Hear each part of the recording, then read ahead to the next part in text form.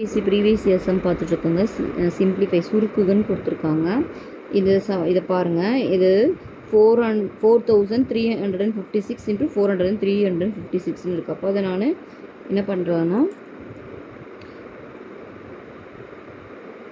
4356 the whole ஸ்கொயர்னு எழுதலாமா? இதை 2171 ஸ்கொயர்னு எழுதிக்கலாமா?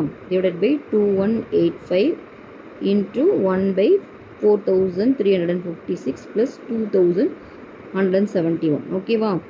இப்போது இது பாருங்கள், A square minus B square formula இருக்குது. A square minus B square formula எப்படி எழுதுவோம்? A plus B into A minus பின்னு எழுதுவோம். ஓகேங்களா? அந்த ஃபார்முலா இங்கே அப்ளை பண்ணும்போது இங்கே ஏ வந்து 4356. அப்போது 4356 ப்ளஸ் 2171 அப்புறம் 403,056 minus 2171 divided by 2185 into 4356 plus 2171 இருக்குது. ஸோ இந்த டேர்மும் கேன்சல் ஆயிரும். இப்போ இது ரெண்டுலேருந்து சப்ட்ராக்ட் பண்ணி எழுதுங்க.